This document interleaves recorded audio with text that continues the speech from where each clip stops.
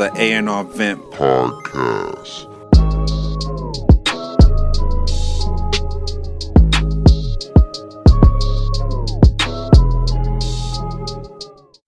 What's up, people? We are back, A&R Vent podcast. I got my brother Rondell in the building. What's up, bro? Yes, sir. I'm good, man. How you doing? Good, man. And I got legendary singer Avant in the building. It's a pleasure to have you on the show today. Thanks for having me, guys. It's a pleasure, man. All good. So, we're entering your 9th album. It's Can We Fall in Love? It's coming out July 10th. So, make sure you guys go out and support that. So, right, and you also can pre-order it right now. You know what I'm saying? I got to get that in. Pre-order that right now. Get it right now. It's available for pre-order right now. That's what's up, man. So, what's it like putting out an album during this time, like with George Floyd and the coronavirus and all that stuff? Do you feel like there's an issue with that right now? Not at all. I think it's needed. You know what I mean? Right now, especially if you have the type of music that I have. It's talking about relationships, and when you in the house with your partner all this time, you know what I mean? You need to find something to keep y'all together.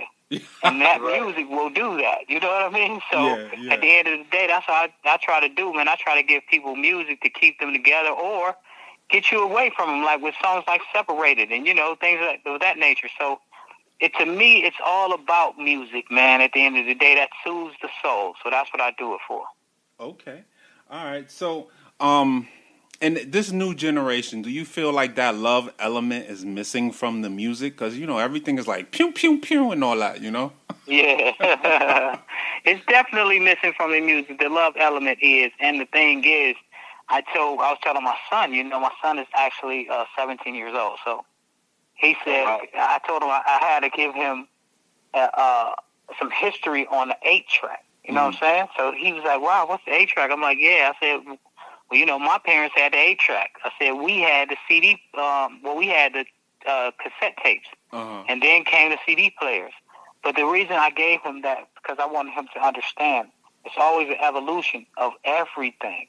Yeah. So right now, by the love being missed in the music, we have to understand it's the evolution. We have to put it in, in the digital sense now, some type of way. We have to, put it back in there because this is all life is about. It's about how we feel about one another. That's why you have so many people out here marching, because we're showing that we've been down, man. We've been hurt for a long time. And then we're looking for love in every direction. So that was a great way to put it, man, for real. So as far as like new artists, is there anybody that you're listening to? Do you have like a favorite new artist out right now? Man, listen, let me tell you something, man. Like you said, and there's no disrespect to the new genre of music. Speak about it. It's hard to find a new artist when everything sounds like one song. You see what I'm saying? So it's like, I don't know. I like a beat.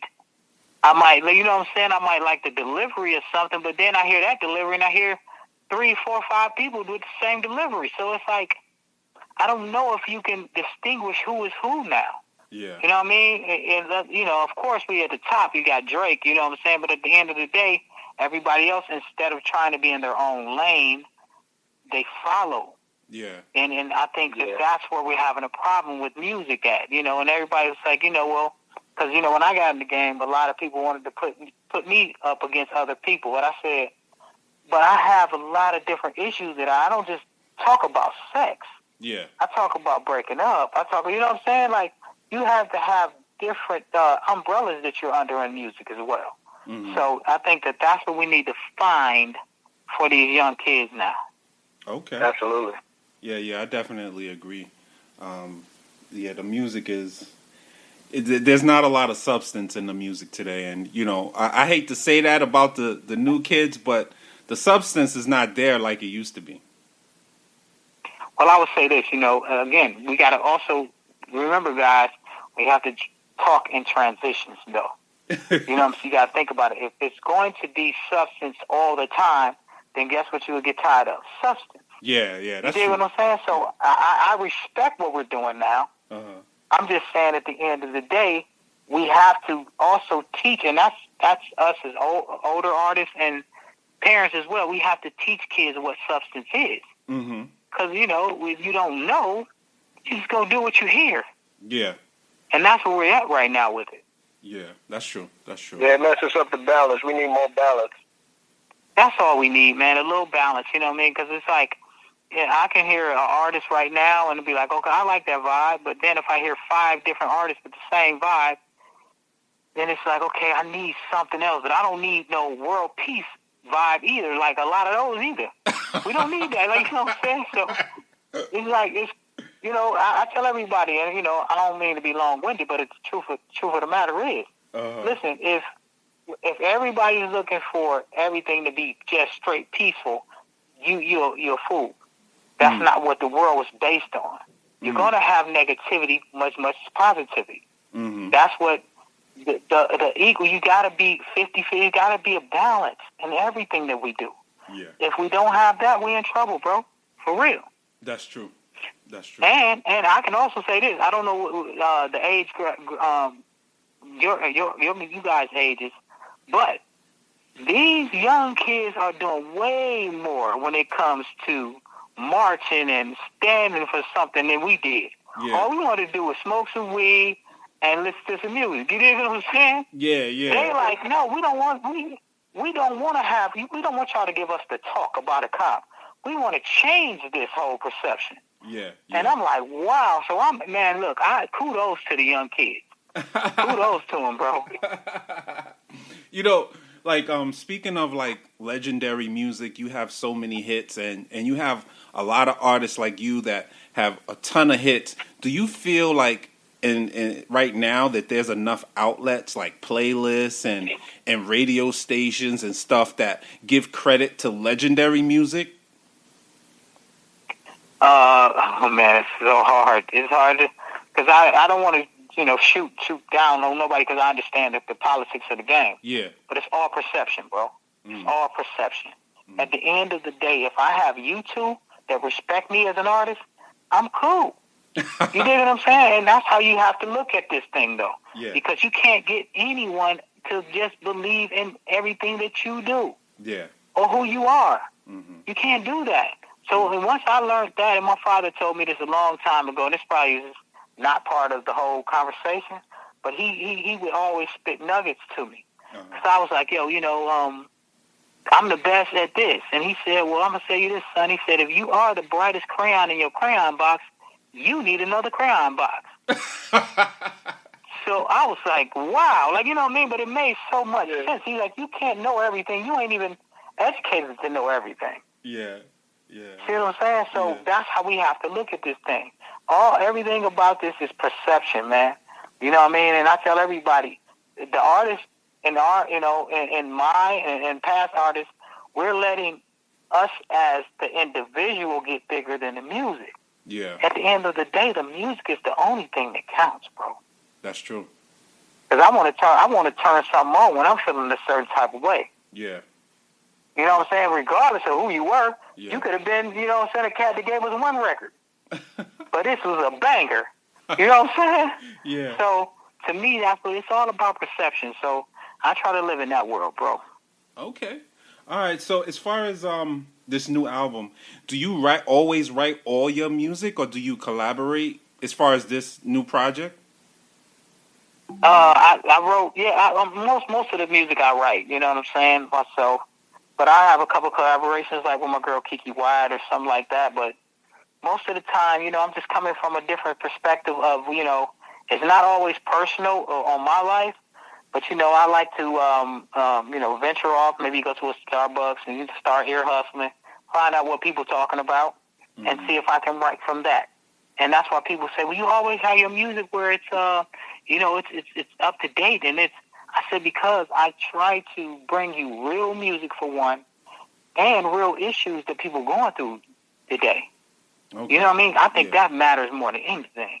Because we all could get caught up into, oh, we just want to hear some Al Green. And you know, we try to cycle, you know, we recycle Al Green 100 times, and they'd be like, okay, we tired of that. So it's all about how you create this music, man. It keeps it all up front and keeps it all fresh. So you actually sit down with a pen and paper and write? Because, you know, I talk to so many singers and rappers, and a lot of people say that they just go in the studio and they just go off the head. Like, so you actually write? No. That's the truth is to go off the head, because what happens is people, you know, another interviewer asked me, they said, yo, what is the process of writing a song? Uh-huh. And I told him I don't have a process of writing a song, because, you know, when I get in the studio, every time I try to have a process of something, it never goes right. Yeah, exactly. Yeah. You know what I mean? Yeah. So what I try to do is I try to get in there and let the forces handle the business. You know what I mean? So everything is about how things feel at this time. Yeah. We can have conversation. We might have conversation for 30 minutes. Mm-hmm. Just on, you know, what the issues of the day is. Or, you know, did you hear this? Or did you find out that? And then you start writing. Yeah. You feel me? And it's like, it's not a pen and pad thing. It's actually just going in the booth and dropping ideas. Yeah, exactly. So you know what I mean? So it's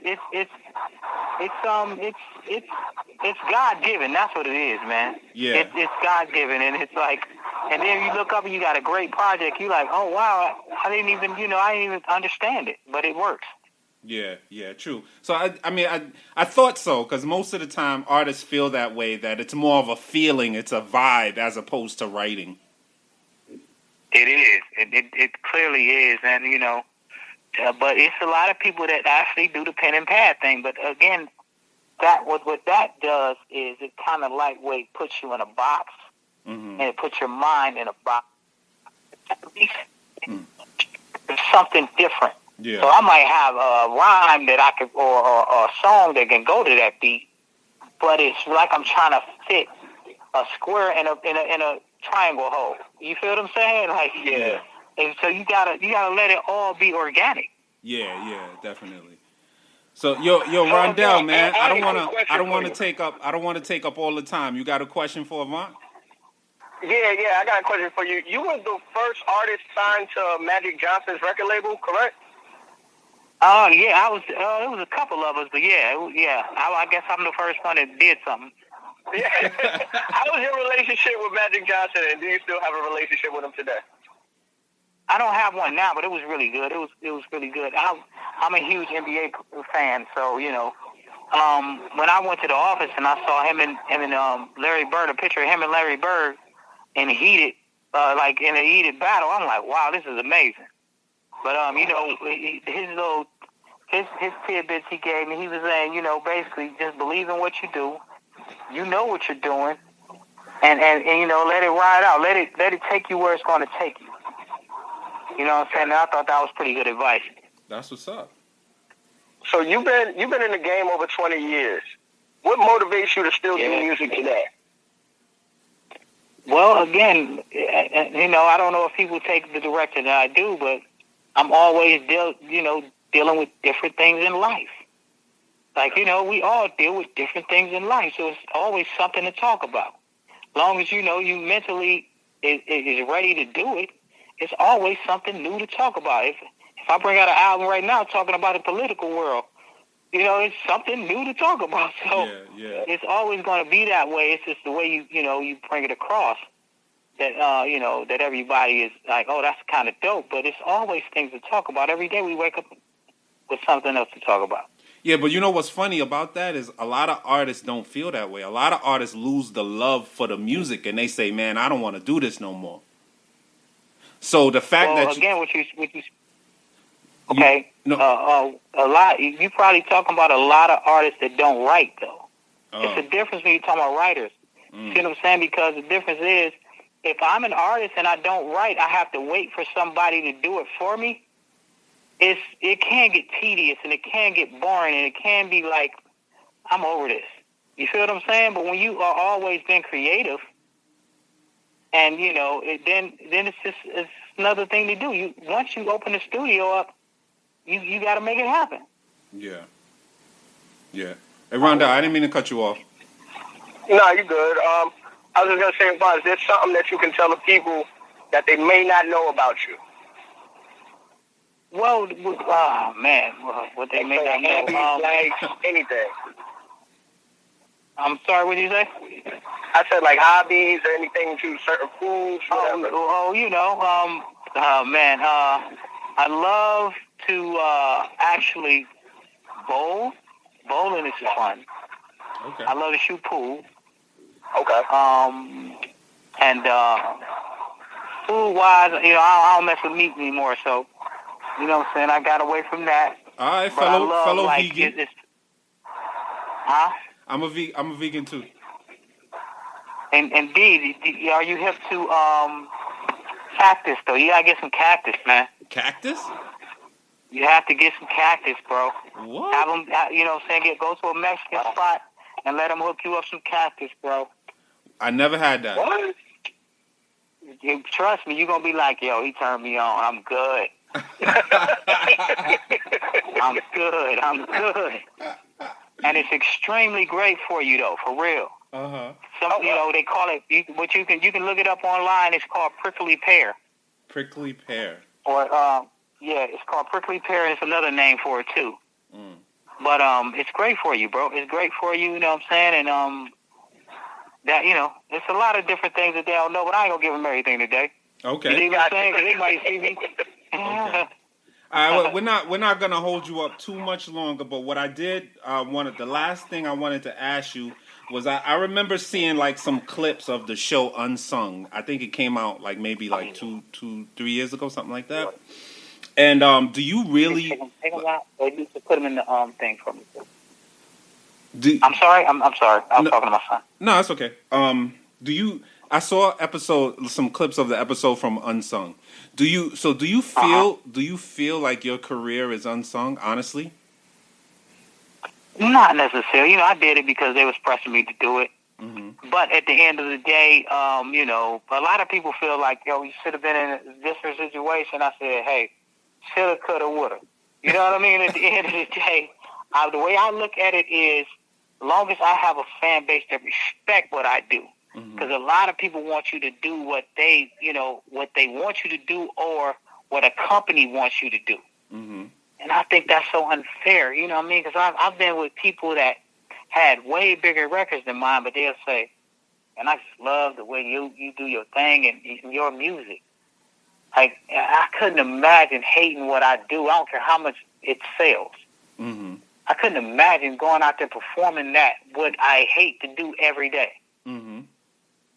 So what's funny? I think it's a matter of opinion. Because to me, I think you have an amazing career. And so when I saw it, I was like, really, Avant? He's on Unsung? Like, why? Like, you know what I'm saying? Because you gotta also understand, like, reality show. Is reality show a real reality show? Yeah. Is it real reality? No. Again, what did we start the interview with? Perception. Yeah. Everything is it's perception, bro. So I don't get half of this stuff, bro, because I can, my eyes are open. I can see things. Mm-hmm. But, it's a little different. But I respect everybody that respect who I am and what I do. Mm. That's how I'm going to put it, bro. You know what I'm saying? All right, cool. Yeah, I appreciate you, man.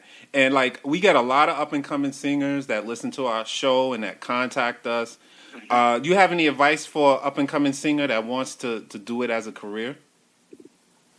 Yes, I do, man. For all the listeners out there that want a little tidbit from Avant, you have to believe in you and what you do. Because we know, as myself and you guys know, that we've been put in positions where we're doing something that don't please us. And it's not satisfying. I don't care what level it is. It's not satisfying if it's not something that you truly love and want to do. So I would say believe in you and believe in God, and you be all right. That's what's up, man. We appreciate you. Rondell, you got anything else you want to say before we get out of here? I'm good, man. Avant, I just want to thank you for taking the time out to come and talk to us, man, and wish you much success and stay safe, and God bless, bro. Hey, everybody out there, pre-order, man, right now. It comes out July 10th, but pre-order right now. And you'll have it. You feel me? We appreciate you, Avant. Keep doing your thing. We man, love you. Thank you, man. God bless you guys, man. Get that prickly pear, though, bro. Yeah, that's new. Yeah, I'm gonna try. I'm gonna look that up. I'm gonna try that. Yeah, look it up, man. Look it up. All right. Peace, y'all. Later. Drop the gym. Thanks a lot. All right. Yep.